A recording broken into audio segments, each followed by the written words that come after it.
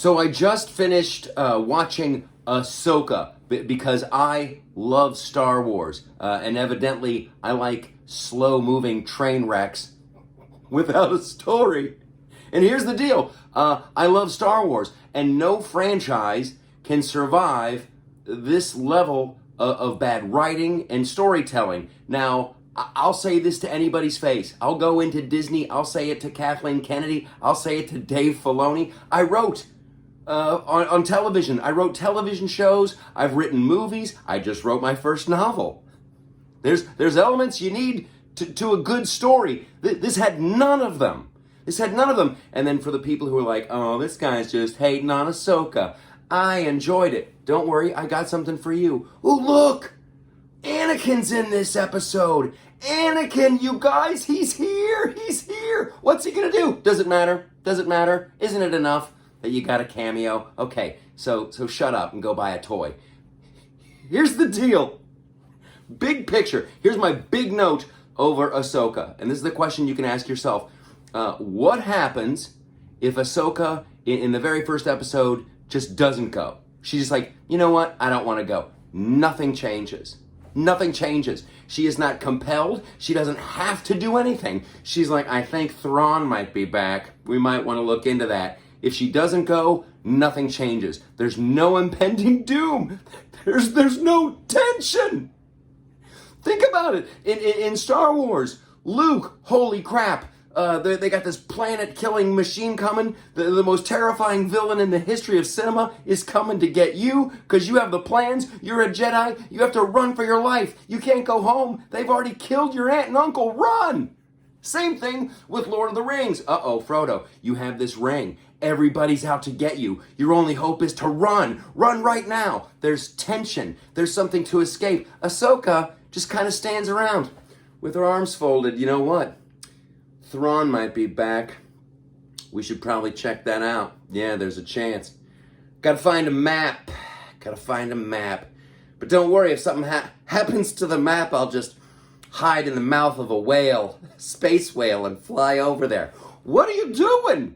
This whole series was like a 4-year-old telling you a dream, and then there's another girl, and she comes, but she can't use the Force. So then they fight this other girl and this guy, and there's a map, and it's a sphere, but only one person can figure out how to turn it. And then they miss the ship, and then they go in a space whale to this other planet where this really bad guy lives. Oh my gosh, Thrawn, could you please get a villain? Listen, I didn't watch Rebels. I don't know who these people are. You tell me I'm supposed to be afraid of this blue-skinned guy with an iPad, but he's an idiot.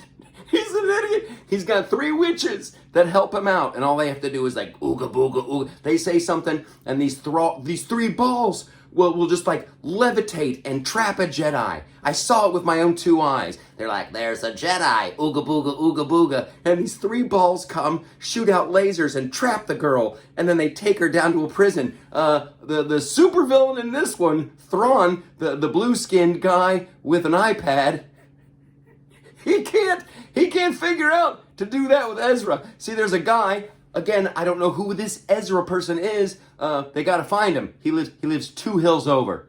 He lives 2 hills over.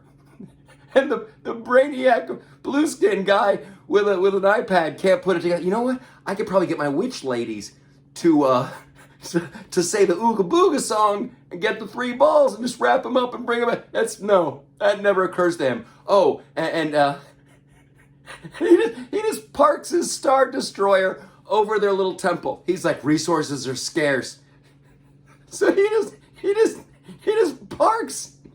Like, he doesn't land it to save gas, doesn't leave it in orbit to save gas. He's like, no, I'm just gonna hover this bitch right over my witch's temple for like 8 days. It's so stupid. He's got an army of stormtroopers. He's got TIE fighters and spaceships, but he can't find the guy that lives 2 hills over. It's horrible. I could dissect this all day long. It's ridiculously bad, but I love Star Wars, and I want it to keep going. I have no problem with the cast. Everybody, the cast was fantastic. You just had to read these stupid words and stand in the stupid places. You're all fantastic. But I can understand if you don't want to come back for season 2. This guy, probably the most interesting character, he didn't like the show so much, he decided that he was going to join Lord of the Rings. He's like, yep, screw you, Ahsoka, I'm out. I'm going to go be in Lord of the Rings. You'll never see me again.